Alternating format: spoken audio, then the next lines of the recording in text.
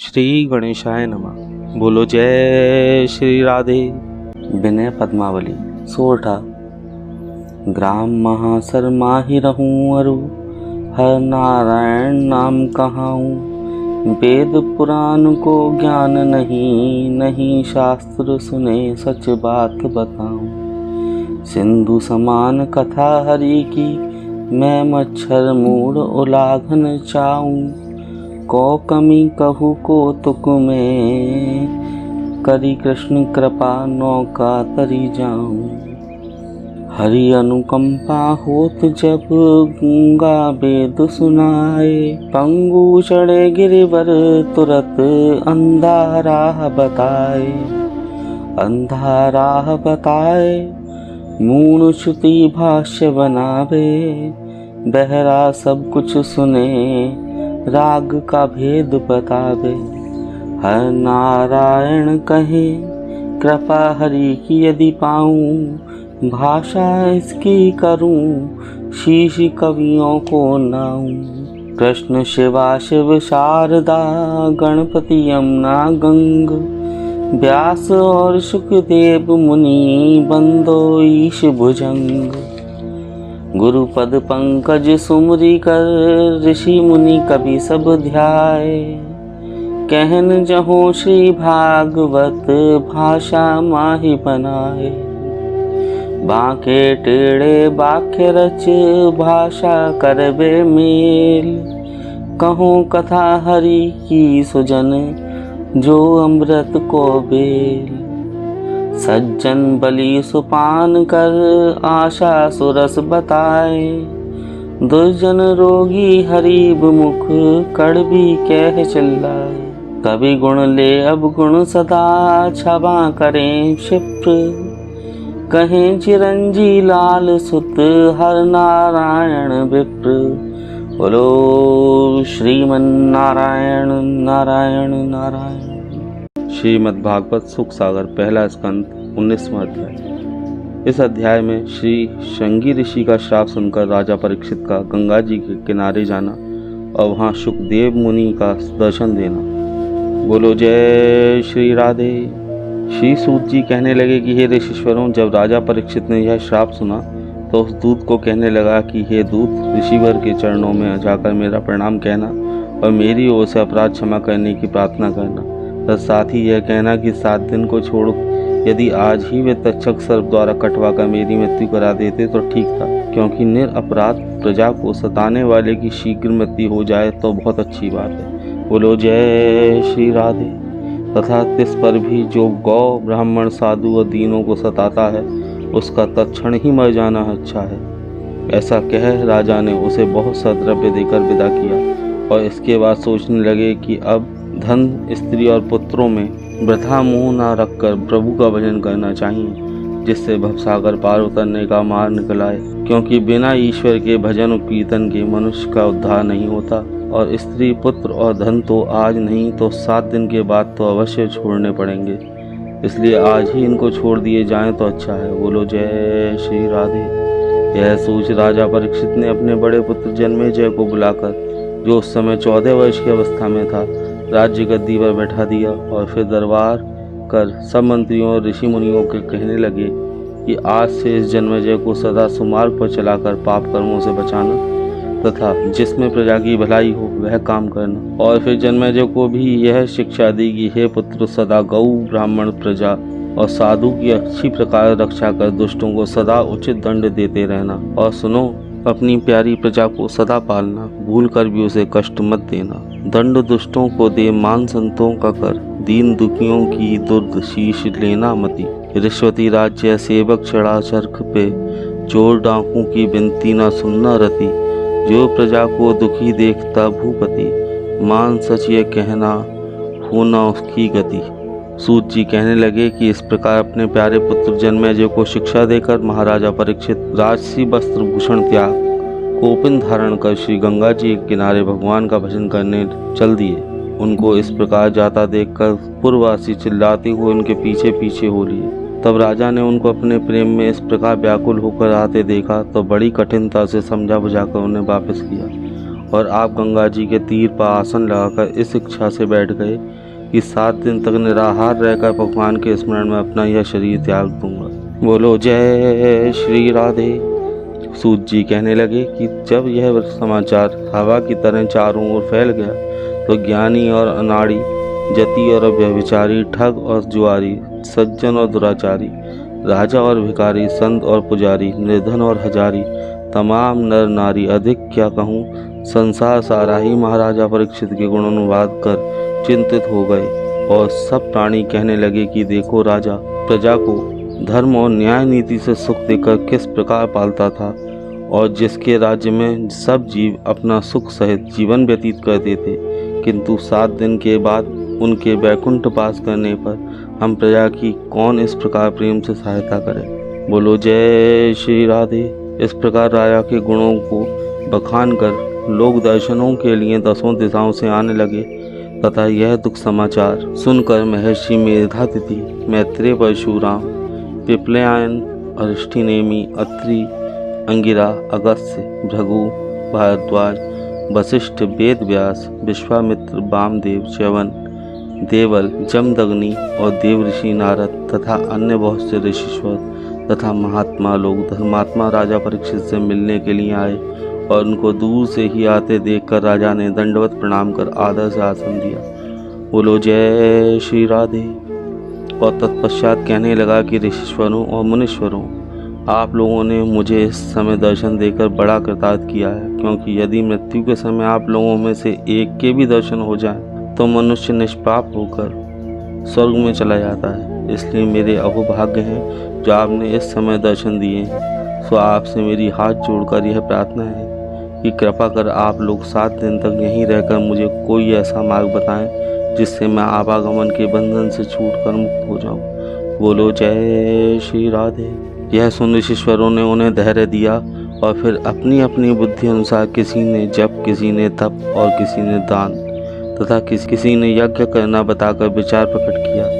उनकी इस प्रकार धर्मयुक्त बातें सुनकर राजा ने कहा कि हे मुनीश्वरों, आपने जो जो मार्ग मुक्त होने के मुझको बतलाए हैं वे यथार्थ में ठीक होने पर भी इतने कठिन हैं कि यदि उनकी शीघ्रता से भी सामग्री इकट्ठी की जावे तो 7 दिन में पूरी होना असंभव। बोलो जय श्री राधे। इसलिए कृपा कर कोई सरल रास्ता बताइए जिस पर सुख से चलकर 7 दिन में ही संसार सागर से पार हो जाऊं। सूत जी कहने लगे कि इस प्रकार राजा परीक्षित की उचित बात सुनकर मुनीश्वर तो विचार में लग गए और उधर नारद जी को आते हुए रास्ते में सुखदेव मुनि के दर्शन हो गए। और दंडवत प्रणाम होने के पश्चात सुखदेव जी ने नारद जी से कहा, हे देव ऋषि, आप इस प्रकार शीघ्रता से किस ओर दौड़ रहे हो। बोलो जय श्री राधे। यह सुन देव ऋषि नारद कहने लगी कि हे सुखदेव, राजा परीक्षित की आज से 7 दिन के बाद तक्षक सर्प के काटने से मृत्यु हो जाएगी, इसलिए मैं उनसे मिलने के लिए जा रहा था।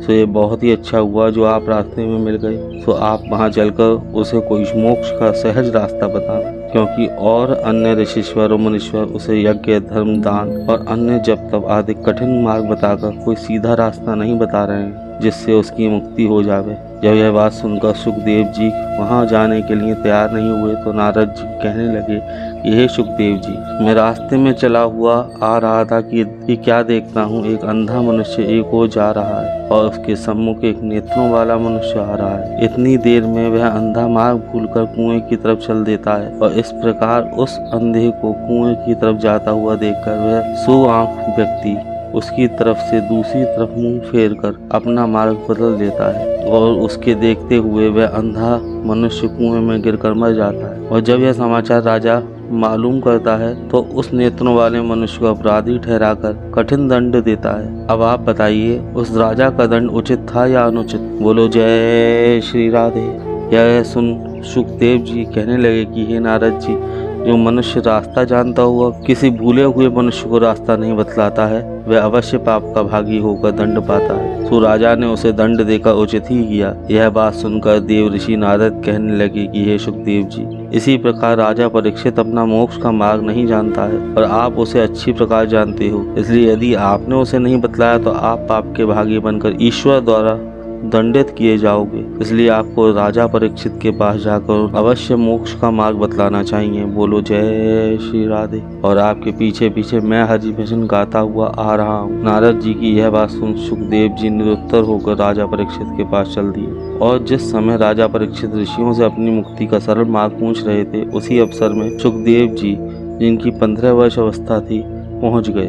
बोलो जय श्री राधे। सूत जी कहने लगे कि जब सब ऋषिश्वर और मुनीश्वरों ने सुखदेव जी को देखा तो उसी समय खड़े होकर और उनका आदर सत्कार कर उच्चासन पर विराजमान कर दिया। यह देख चकित होते हुए राजा परीक्षित ने भी उनको खड़े होकर दंडवत प्रणाम कर उचित सत्कार किया। राजा को इस प्रकार चकित देखकर महर्षि पाराशर ने, जो सुखदेव मुनि के दादा थे, कहा कि हे राजन, ये परमहंस महात्मा सुखदेव मुनि हैं। यद्यपि ये हमारे से आयु में बहुत छोटे हैं, तद्यपि गुणों में इतने बढ़कर हैं कि हम उनका बखान नहीं कर सकते।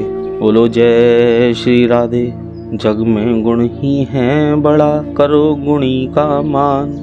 60 साल का गुण रहित, शिशु से छोटा जान। इसलिए हम सब वृद्ध पुरुषों ने इनका आदर सत्कार किया है। पाराशर मुनि से इस प्रकार सुखदेव जी का नाम सुनकर महाराजा परीक्षित ने उनके चरण धो चरणामृत लिया और फिर बड़ी पूजा स्तुति कर कहने लगे कि हे योगेश्वर, आप मुझे कोई सरल मार्ग बताइए जिस पर चलकर 7 दिन में संसार सागर से पार हो जाऊं। आज मेरे पूर्व पुण्यों ने पूर्ण रूप से उदय होकर मेरी पूरी सहायता की है और मेरे भाग्यवान भाग्य से भगवान भी मेरे ऊपर प्रसन्न दिखाई देते हैं, क्योंकि बिना पुण्यों के प्रताप और बिना भगवान की अनुकंपा से आप जैसे महात्माओं के सहज में दर्शन नहीं मिलते। सूत जी कहने लगे कि इस प्रकार राजा परीक्षित ने सुखदेव जी की बहुत स्तुति कर जो जो उपाय अन्य ऋषिश्वरों और मुनीश्वरों ने बतलाए थे वे भी कह सुनाए। बोलो जय श्री राधे।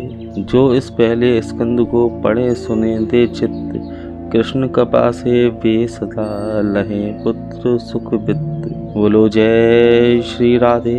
इति श्रीमद्भागवत सुख सागर प्रथम स्कंद संपूर्ण। बोलो जय श्री हरि।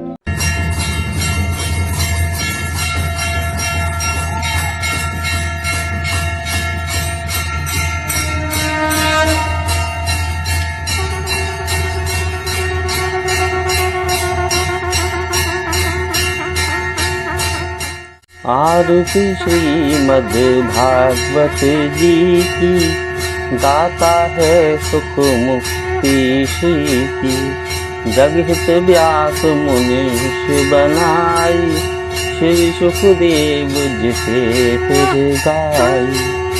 चैन परीक्षित मुक्ति पाई, सप्ताह यज्ञ विशेष विधि की। आरती श्रीमद् भागवत जी की। धुंधकारी से पापी तारे, देव कुंठ सभी दुख टारे। ऋषि मुनि जिसके गुण गाहारे, मैं कद पीड़ा तन मन जी की। आरती श्रीमद् भागवत जी की, दाता है सुख मुक्ति श्री की। जिसने सुनी कथा मन लाकर, काम क्रोध अभिमान हटाकर। धन्य हुआ वह मुक्ति पाकर, इच्छा फिर न वस्तु किसी की। आरती श्रीमद् भागवत जी की, दाता है सुख मुक्ति श्री की। सुख संपत्ति सुख देने वाली, भक्त नाम नित खेने वाली। दुख दारिद्र्य हर लेने वाली, हर नारायण मां मुक्ति की। आरती श्रीमद् भागवत जी की, दाता है सुख मुक्ति श्री की। जय श्री राधे।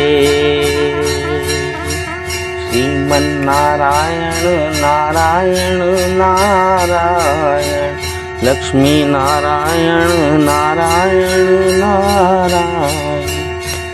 ईश्वर नारायण नारायण नारायण, लक्ष्मी नारायण नारायण नारायण।